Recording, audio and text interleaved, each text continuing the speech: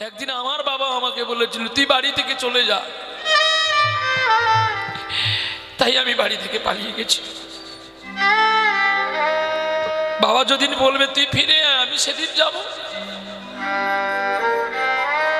কিন্তু কোনোদিন বাবার দোষ ধরার চেষ্টা তুমি করো না। আজকে তো আপনারা কীর্তন শুনছেন, কিন্তু আজকে আমি নিজে নিজে বুঝতে পেরেছি যে আমার বাবা যদি আমাকে না বের করে দিত, আজকেও তো আমি এই জায়গাটা পেতাম না। বাবা গো, আবার যেন তোমার ঔরসে এমন ভক্তি মায়ের গর্ভে আমার জন্ম হয়, আমি যেন আবার হরিনামের ফেরিওয়ালা হয়ে হরিনাম বিতরণ করি। সিংহাসনে পরে চরণ পাদুকা রেখে প্রতিদিন তুলসী পত্র নিবেদন করত কে? রাজা ভরত। আর নিচে কুশ আসন করে বসেছিল। যখন কোনো সমস্যার মধ্যে পড়তো ভরত, ওই চরণ পাদুকাকে বলতো, দাদা তুমি আমায় বলে দাও না এখন আমি কি করব। বাহ, কি ভক্তি দেখো। যখন 14 বছর পরে ফিরে আসলো ভরত, কাছে রামচন্দ্র, তখন আর বাবা বেঁচে নেই। আগে দাঁড়িয়েছে কইকেই, দুটো পাত্র দুটো হাতে নিয়ে দাঁড়িয়েছে, এক হাতে অমৃত এক হাতে বিষ। রাম যদি প্রথমে আমাকে মা বলে, তাহলে বিষটা ফেলে দিয়ে এই অমৃতটা আমার রামকে কোলে করে খাওয়াবো। আর যদিও আমাকে মা বলে না ডাকে, তাহলে আমি বিষ খেয়ে প্রাণ পরিত্যাগ করব। তিনি তো অন্তর্যামী ভগবান, তাই তিনি তিনজন মা দাঁড়িয়ে আছে, বউরা মায়ের দাসী হয়েছে। ছুটে গিয়ে জানকী আগে প্রণাম করেছিল কৌশল্যাকে, কিন্তু রামচন্দ্র প্রণাম করেছিল মা কইকেয়ীকে। কইকেয়ী জড়িয়ে ধরে বলে যে তুই কেন আমার গর্ভে এলি না? আরে তুই যদি আমার পুত্র হতিস, আমি কি পারতাম তোকে বনে দিতে? মা, এই জন্মটা তো কেটে গেল, আসছের জন্মে আসছের যুগে আমি তোমার গর্ভে জন্ম নেব। কিন্তু মনে রেখো, আজ যেমন তুমি আমাকে 14 বছর যন্ত্রণা দিলে, মাতৃ যন্ত্রণা থেকে বর্জিত করলে, মাতৃ বেদনা থেকে তুমি আমায় বঞ্চিত করলে মা জননী, সেদিন তুমি 100 বছর হাপুত্র বলে কাঁদবে। মা, ব্যাংকে টাকা থাকলে যেমন সুদে বাড়ে, পাপ তেমনি সুদে বাড়ে। তুমি আমাকে একদিন কাঁদাওনি, 14টা সাল কাঁদিয়েছ। আজকে যেমন তুমি সবার কাছে আমাকে বিতাড়িত করেছো যে আমি তোমার পুত্র নয়, সেদিন আমি তোমাকে প্রভাসে প্রমাণ দেব যে তুমি আমার মা নয়।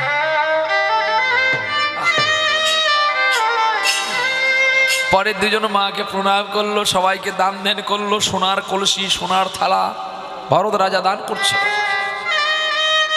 এইবারে সকলকে সব দেওয়ার পরে ভরতকে বলছে, তুই কি চাস বল, তুই কি নিবি আজকে নিয়ে নে আমার কাছে। তখন ভরত বলছে, দাদা আমি যা চাইবো তুই দিবি তো? বলে দেব। দে আমার মাথায় হাত দিয়ে বল, আমি যা চাইবো তুই দিবি। ভরতকে রামচন্দ্র বলছে, মাথায় হাত দিয়ে আমি শপথ করবো কেন, আমি তো কথা দিলাম। তাহলে দাদা তুই সিংহাসনে একটু বস। রামকে সিংহাসনে বসিয়ে স্বর্ণ পাত্রে নয়নের জল দিয়ে ভরত পাদ্য অর্ঘ্য করছে। হরি বল হরি বল। আর ভরতের স্ত্রীকে বলছে, তোমার কেশটা দিয়ে আমার দাদার চরণটা মুছে দাও।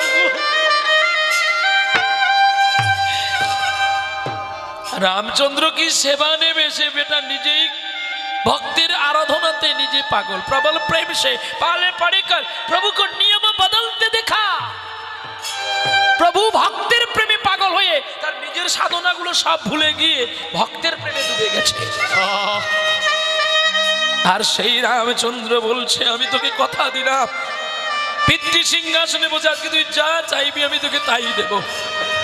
দাদা আমি তোমার কাছে কি চাই জানো? যেন ইয়ার জন্মে তোমায় বন্ধু রূপে পাই পাই গো।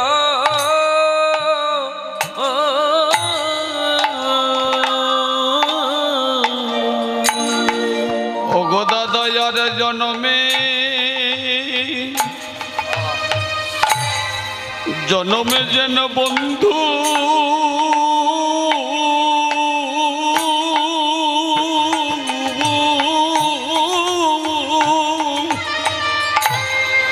বন্ধু রূপে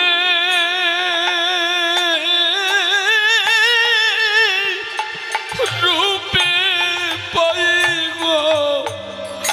ও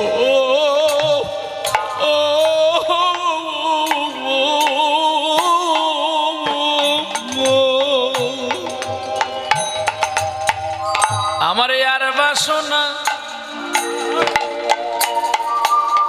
আমার কিছু নাই গো, যেন বন্ধু রূপে তোমায় পাই গো। যেন আর বাসনা ও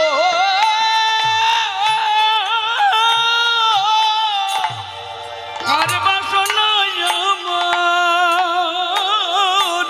নাই গো। আহা যেন বন্ধু বন্ধু যে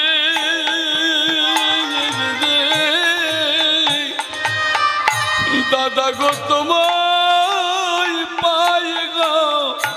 ও আমার মনে বড়ই আসে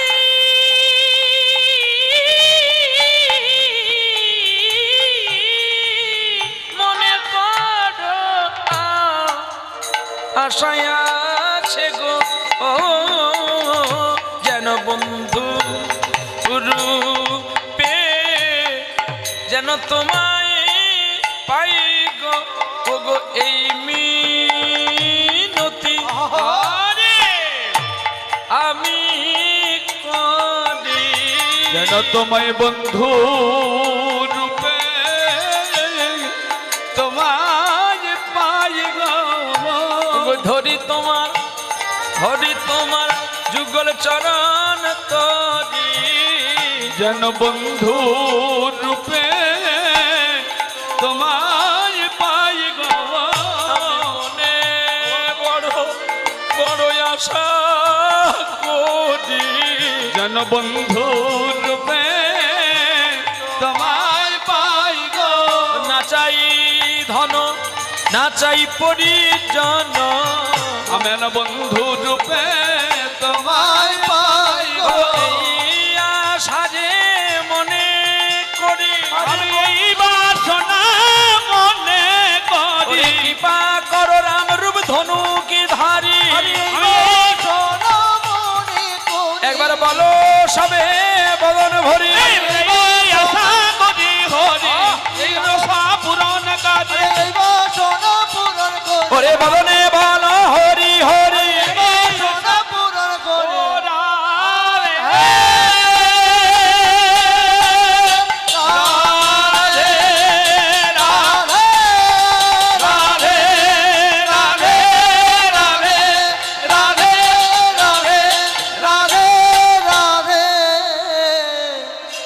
যেন বন্ধু বন্ধু রূপে দাদা গো তোমায় পাই পাই গো।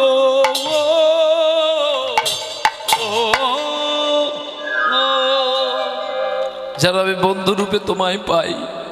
তুই একই বর চাইলি রে, বন্ধু রূপে পে তোর কি লাভ, কেন চাইলি? দাদা আমার মা যে পাপটা করেছে আমি তার সন্তানে প্রায়শ্চিত্ত করতে চাই, তা বলে এই বর তুই চাইলি? তুমি আমায় কথা দিয়েছো কিন্তু দেবে, আমি 14 বছর তোমার কথা মেনেছি, আর তুমি রাজ সিংহাসনে বসেই আমাকে শপথ দিয়েছ আমি যা চাইবো তুমি আমাকে দেবে। এখন যদি তুমি বাক্য ফিরিয়ে নাও তোমাকে কপট রামচন্দ্র বলবো। আরে রাম সিংহাসন থেকে নেমে ভাইকে কোলে নিয়ে বলছে, জানি আমার বন্ধু যারা হয় তারা বেশি দুঃখ পায়। হরি বল, হরি বল। আমার বন্ধু যারা হয় তারা যন্ত্রণা পায়, তারা লাঞ্ছিত হয়, গঞ্জনা পায়। আমি তো ওটাই চাই দাদা, ওটা না হলে যে আমি তোমাকে চিনতে পারবো না। রামচন্দ্র বলছে, তাই খাবে, যা, তোর আশা আমি পূরণ। ত্রেতা যুগ চলে গেল, লীলা সম্বরণ করলেন পুরুষোত্তম ভগবান। আগত দাপর যুগ, এই দাপর যুগে ভগবান কৃষ্ণ জন্ম নিয়েছিলেন কোথায়? কোনখানে গো? মথুরাতে। কিন্তু কৃষ্ণ জন্ম হয়েছিল, কে হয়েছিল? কে জন্ম হয়েছিল? চতুর্ভুজ বাহু নারায়ণ গর্ভজাত থেকে লোকাপেক্ষা দেখানোর জন্য গর্ভবতী হয়েছিল দ্রৌপদীর মতো একজন ব্যক্তি। কে সে? দেব কি? দেবার আছে বাকি, দেবেও বাকি, সব তো তার পড়ে আছে বাকি। যার বহু কিছু বাকি তার গর্ভে কি আসবে ভগবান? লোকাপেক্ষায় লোক দেখাবার জন্য কেবলমাত্র দেবকী গর্ভবতী, আর তার গর্ভে এসেছিলেন চতুর্ভুজ বাহু নারায়ণ। কে দেখেছিলেন? যেটা কংসও দেখেনি। দেখেছিল কংসের পিতা উগ্রসেন। বসুদেব যে নিয়ে যাচ্ছে সেও কিন্তু লক্ষ্য করেনি যে আমার ছেলের কটি হাত। দেখেছিল কে জানো? চতুর্ভুজ বাহু ওই কংসের পিতা উগ্রসেন দেখেছিল। এত জ্যোতির্ময় দেখে সে যে নদীর ঘাটে দেখেছিল কংস তার বাবাকে, এখানে তুমি থাকো বসে গার্ড হিসেবে, কাউকে যেতে দেবে না। কিন্তু সেখানে কংসের বাবা উগ্রসেন ওই জ্যোতি দেখে বলছে তুমি চলে যাও। আর কাকে বলছে চলে যেতে? বসুদেবকে। তারা বসুদেবকে তা নিজের জামাই বাবু। দেখো কত সুন্দর কথা, জামাই বাবুকে বন্দি করে রেখেছে নিজের ছেলে, মেয়েকে, বোনকে আর জামাইকে, দুটো কারাগারে। কিন্তু যখন চলে গিয়েছিলেন, ঝড় বৃষ্টি হচ্ছে, তো ওই ঝড় বৃষ্টিতে উঁচু নিচু না দেখতে পেয়ে বসুদেব পড়ে গিয়েছিল। আর সেই পড়ে যাওয়াতে কৃষ্ণ তো কোল থেকে, নারায়ণ তো কোল থেকে জলে ডুবে গেছে। ওইখানে ছিল বিরজা যমুনা, বাসনা করেছিল। সিদ্ধান্তটা ঠিক করে বললেই মানুষ বুঝতে পারবে। ওই বিরজা বলছে আজকে আমি আর তোমায় ছাড়বো না। বলে কেন? বলে তোমার মতো স্বামীকে যারা পায় তারা কোটি কল্পযুগ তপস্যার পরে পায়। আমি জানি না কি তপস্যা করেছি, কিন্তু তুমি তো আমার কাছে যখন এসেছো আমি তোমায় আজকে যেতে দেবো না। আরে যমুনা, তুমি যদি আমাকে আজকে না ছাড়ো তাহলে আমার বাবা যে কারাগারে আছে তাকে আমি মুক্তি করব কি করে? সে তুমি কি করো তুমি জানো, আমি তোমাকে ছাড়বো না।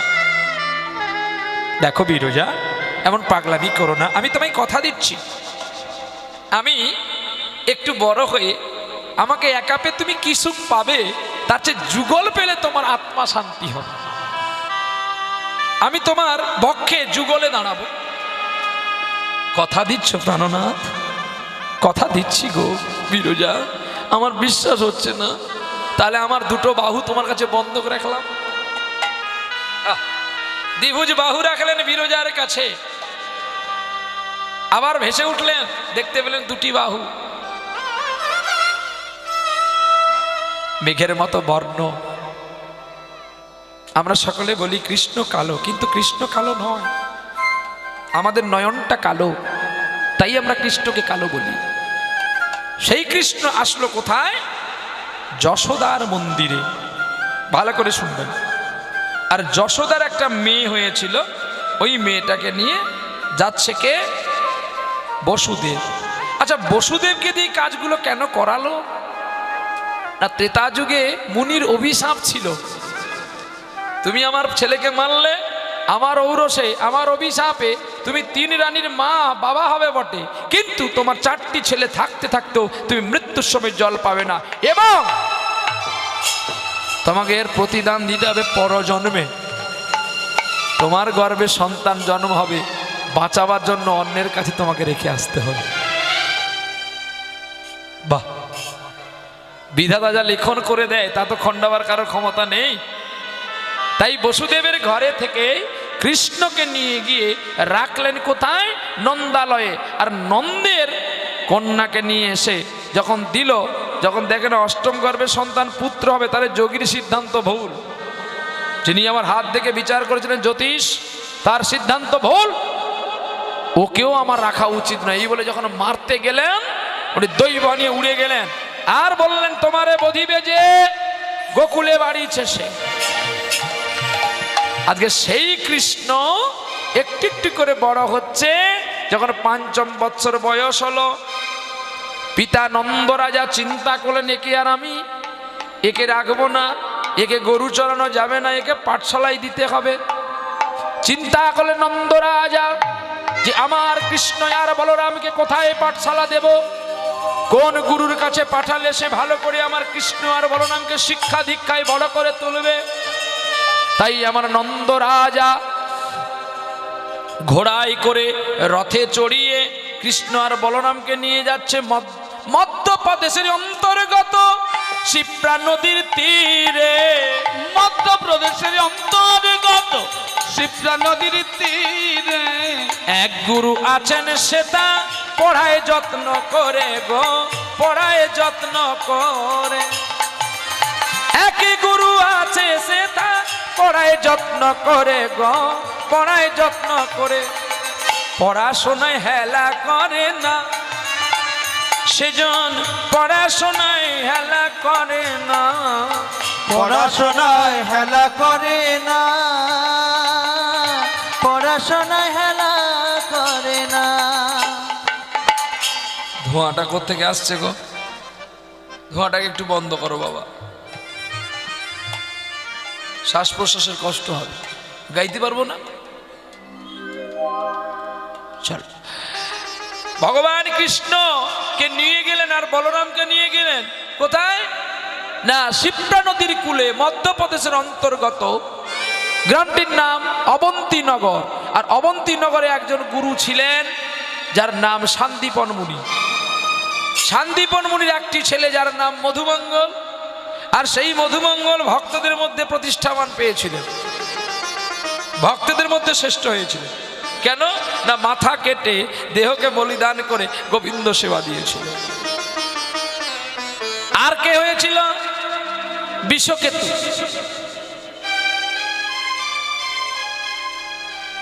স্টার পেয়েছিল বিষকেতু, সেকেন্ড হয়েছিল, মানে ফার্স্ট হয়েছিল মধুমঙ্গল। বলে কি করে? না, বিষকেতুর সারা শরীরটা টুকরো করে রান্না করে গোবিন্দকে দেওয়া হয়েছিল, আর মধুমঙ্গল শুধু গোবিন্দ সেবার জন্য মাথাটা কেটেছিল। দেখেছ? বিষকেতু তার মাকে বলছে মরার সময়, আমাকে মারতে গিয়ে তোমার হাত কাঁপবে না তো? তাহলে গোবিন্দ সেবা হবে না, নির্দ্বিধায় দাও মা, আমি আবার তোমার কোলে ফিরে আসব, কিন্তু তোমার অতিথি চলে গেলে আর অতিথি কিন্তু ফিরে আসবে না। দেখেছো কি সুন্দর সন্তান? হ্যাঁ, এই সন্তান কোলে পাওয়া দরকার। আর এই সন্তান হতেই কি গো, এই সন্তান হতে জীব উদ্ধার পাবে। এবার কালকে ওর ছেলেকে দেখলাম, ছেলের কাছ থেকে শিক্ষা উচিত হয়, ছেলের কাছ থেকে কুল পবিত্র করে বলে ছেলে জন্ম নিয়েছে। ছোট্ট ছেলে যার এখন নাক থেকে দুধের গন্ধ যায় না, সে গোবিন্দের প্রসাদ ছাড়া কিছু খায় না। ভাবতে পারো? তাহলে তোমরা কোন জগতে পড়ে আছো গো? হ্যাঁ, তোমার ছেলে কত গর্বিত। আমি কাল খুব গর্বিত হয়ে গেছি ওর ছেলেকে দেখে। আমাকে বলছে, জ্যাঠামশাই তুমি ভোগ দিয়েছো? বলছি হ্যাঁ। গোবিন্দ খেয়েছে? আমি খোকারে আমি জানি না, তুই একবার গিয়ে দেখ তোর গোপাল খেয়েছে কিনা। দরজাটা খুলে ঢুকে গিয়ে বলছে, জেঠু খেতে দিয়েছে, তুমি খেয়েছো তো? জেঠু অনেক মন্ত্র জানে, আমি তো কিচ্ছু জানি না, তাড়াতাড়ি খেয়ে নাও, জেঠু আবার গানে যাবে। ধন্য এমন সন্তানকে কোলে পাওয়া, ধন্য রে। তোর বাবা মা কত পুণ্য করেছিল বলে তুই এই গর্বে এসেছিস, আর তুই কোনো সময় একটা পুণ্য করেছিলি, তাই গোবিন্দ একটা নক্ষত্র পাঠিয়ে দিয়েছে। গোবিন্দর কোলে একটা নক্ষত্র দিয়েছে, একটু যত্ন কর, রত্ন মিলবে রে। আর অবহেলা করে দিলে রত্নটা নষ্ট হয়ে যাবে। শান্তিপুর উনির পাঠশালাতে যখন নন্দরাজা উপস্থিত হয়ে গেলেন, উনি প্রণাম জানাচ্ছে রাজগুরু। এ কি করছেন? রাজগুরুদেব আপনি আসুন, বসুন বসুন বসুন। আমরা আপনার কাছে এসেছি। রথ পাড়ি নিয়ে নামলেন, নেমে প্রণামটি জানালেন।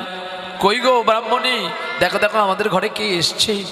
আহা, রথের উপরে খুব আলো উজ্জাপিত। আর দেখতে পেলেন হাতে একটা বাঁশি নিয়ে একটা ছেলে বসে আছে।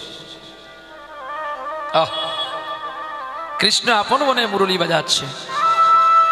মুরলী বাজে প্রেম বৃন্দাবনে,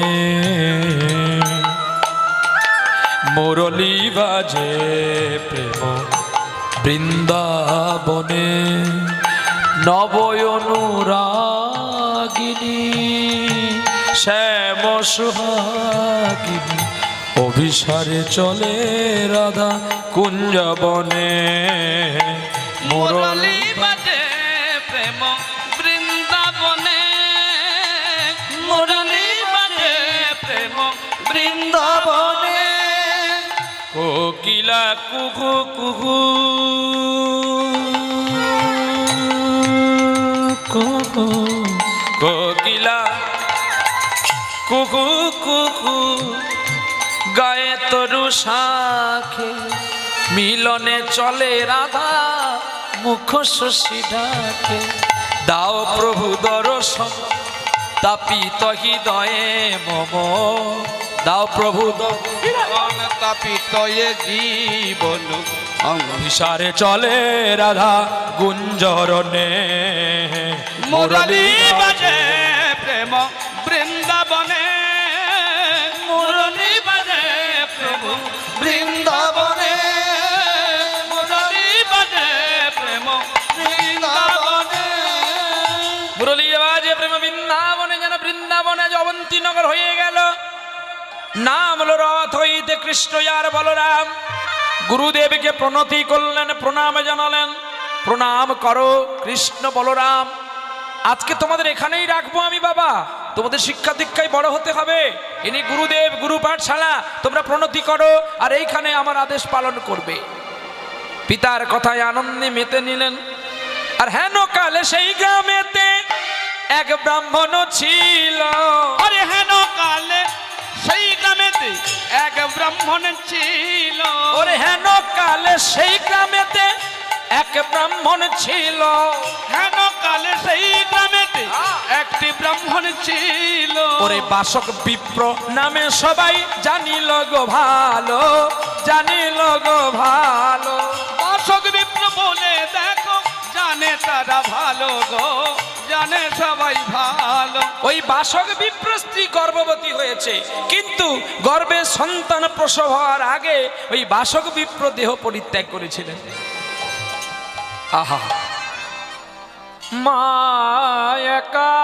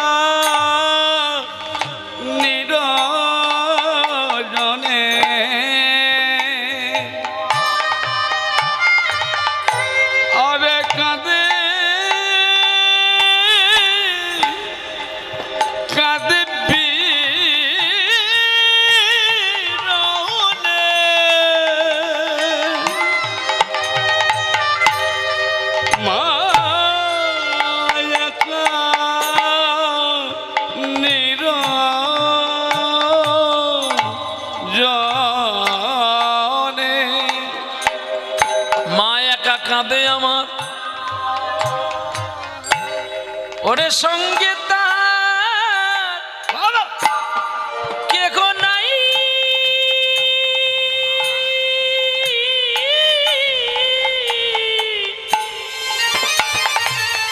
ভাবে ভাবে এক মনে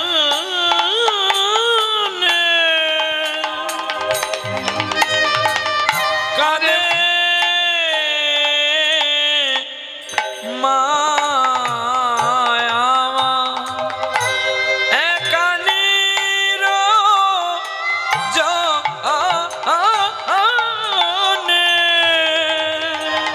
কাঁদে আমার মায়া কাঁদে নিরজনে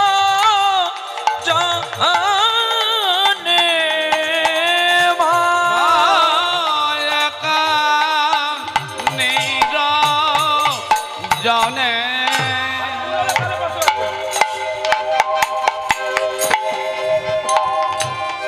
আহা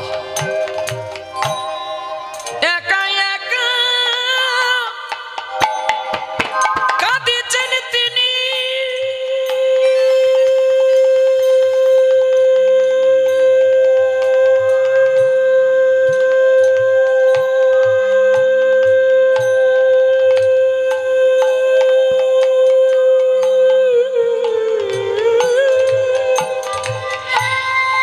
কাঁদিছে কাঁদিছে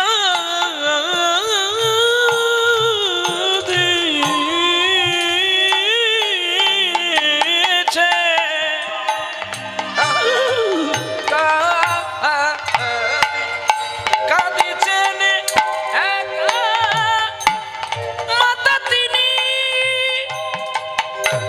কবে কোলে আসিবি নীলমণি, নয়ন জলে বুক ভাসায় ডাকছে আয় আয় নীলমণি, নিরজনে মাতায় আমার কাঁদে নিরজনে কাঁদে আমার নটা একা কাঁদে নিরজনে কাঁদে আমার মা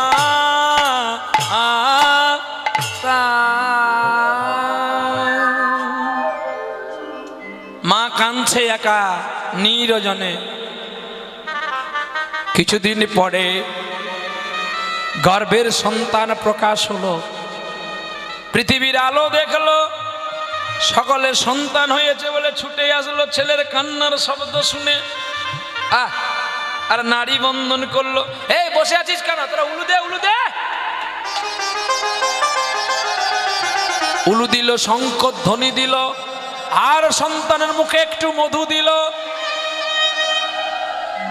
সন্তান তো জন্ম হয়েছে, দেখছে, সে যে চিনিতে পারে না, সে যে চিনিতে পারে না, চিনিতে পারে না, সে যে চিনিতে পারে না, যার গর্ভের ভেতরে দেখেছি আমি, চিনিতে পারে না, তার চেনা তো যায় না, তার চেনা তো যায় না, আমায় ছেড়ে কোথায় গেল, চেনা তো যায় না, চিনতে পারছে না দেখে ছেলে কাঁদছে ওয়া ওয়া করে।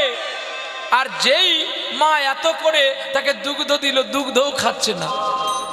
কৃষ্ণ কৃষ্ণ শুধু শ্রী কৃষ্ণ, কৃষ্ণ বিনা কিছু নয়, কৃষ্ণ নাম সুধার রসে কৃষ্ণেরই গান গায়, কৃষ্ণেরই গান গায়। কৃষ্ণ কৃষ্ণ শুধু শ্রী কৃষ্ণ। কান্না বন্ধ। ছোট্ট ছেলের চোখগুলো কেমন হয়, হ্যাঁ? কান্না বন্ধ হয়েছে, আবার গান বন্ধ হয়ে গেছে, কান্না শুরু। মানে যে কোনো ডিউটি চালিয়ে রাখতে হচ্ছে।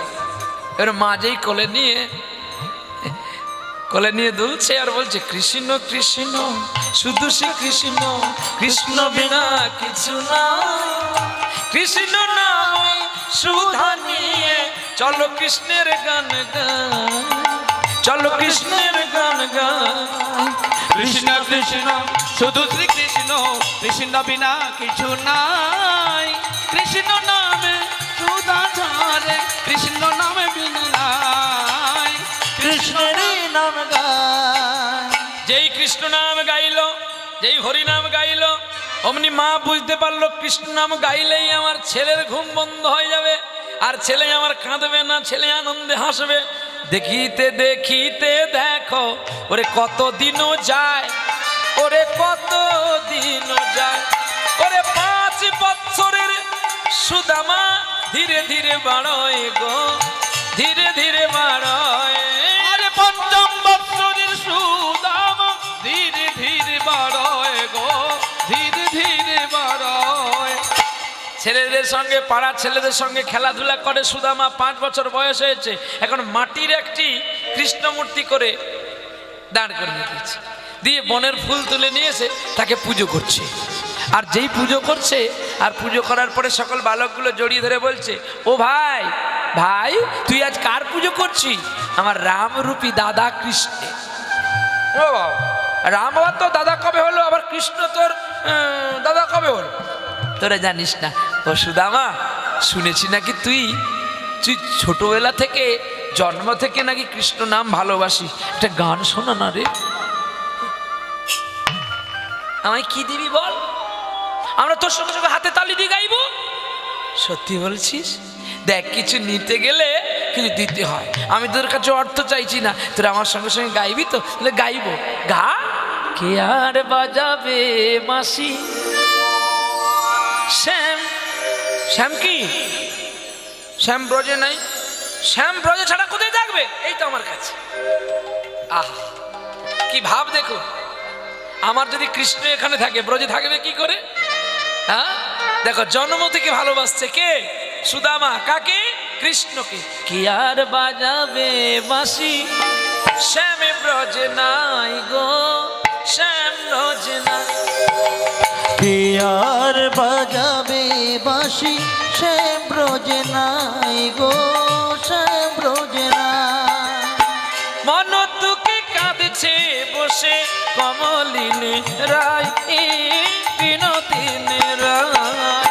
আরে মন দুঃখে বসে কাঁদে কমলিনী রায় গো, কমলিনী রায়। কে আর বাজাবে বাঁশি, শ্যাম ব্রজে নাই গো, শ্যাম ব্রজে নাই। কে আর আর বাজাবে বাঁশি, শ্যাম ব্রজে নাই গো, শ্যাম ব্রজে নাই। গোটেতে চরে না ধেনু, বাজে নায়ের মগন বেনু, চলে গেছে ব্রজের কানু, আর আসবে না। শ্যাম ব্রজে নাই গো, শ্যাম ব্রজে নাই। কে আর বাজাবে বাঁশি, শ্যাম ব্রজে নাই গো, শ্যাম ব্রজে নাই। শ্যামের বিরহে কাঁদে কাঁদে ব্রজনারী, শ্যামের বিরহে কাঁদে কাঁদে সুখ সারি। ব্রজনারী শ্যামে রবি রহে কাঁদে কাঁদে সুখ সারি। ভাই পারো ধরো না, চুপ করে বসে থাকো, এর ঠেলে থাকো, ঠেলাঠেলি করো না। শ্যামের সঙ্গীতকে তোমরা ক্রিকেট খেলা ভেবে নিয়েছো, যেদিন ঠেলা পাবি বুঝতে পারবি। শ্যামের শ্যামের শ্যামের শ্যামের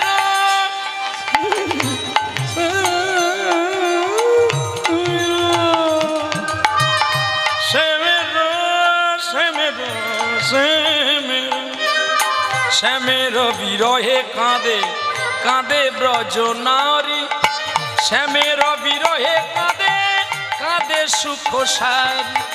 গোটেতে চরে না ধেনু, বাজে নায়ের মগন বেনু, চলে গেছে ব্রজের কানু, আরে আসবে নাই। শ্যাম ব্রজে নাই গো, শ্যাম ব্রজে নাই। বাসি শ্যাম ব্রজে নাই গো শ্যাম ব্রজে নাই। আমার মন দুঃখে বসে কাঁদে বিনোদিনী রায়, বিনোদিনী রায় কি আর বাজাবে বাসি তাই গৌর হরিব শ্যাম ব্রজে নাই। কে আর বাজাবে বাসি শ্যাম ব্রজে নাই গো শ্যাম ব্রজে নাই। হরিনাম গাইতে গাইতে পাগল হয়ে উঠেছে।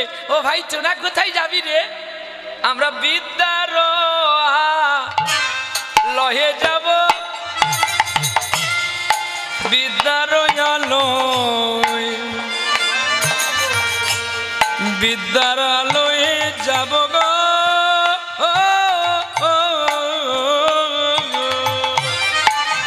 ও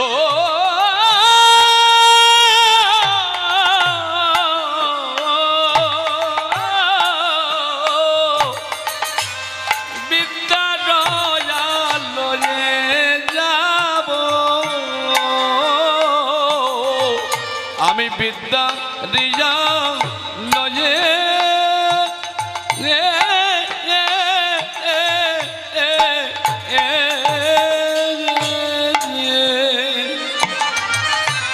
আমি বিদ্যা রজালয়ে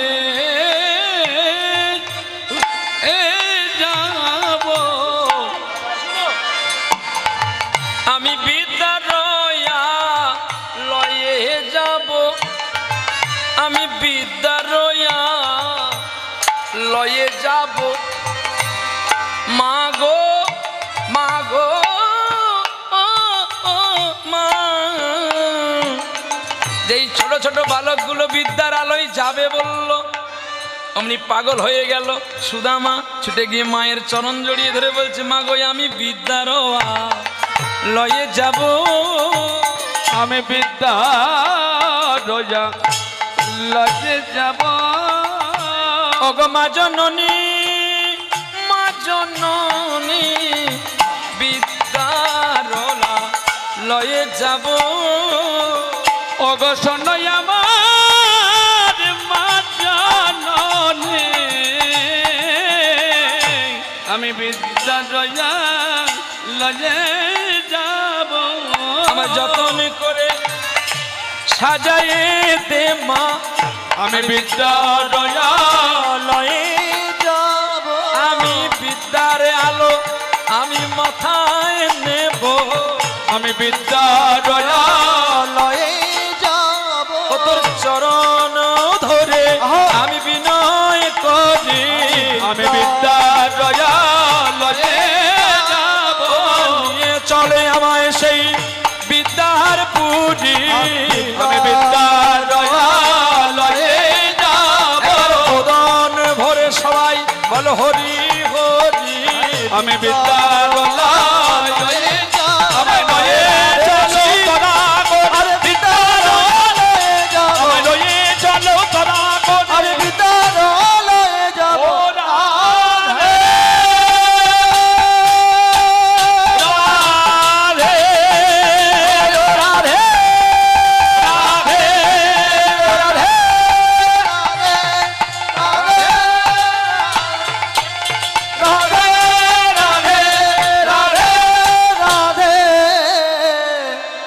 মাগ নয়ে চলো আমার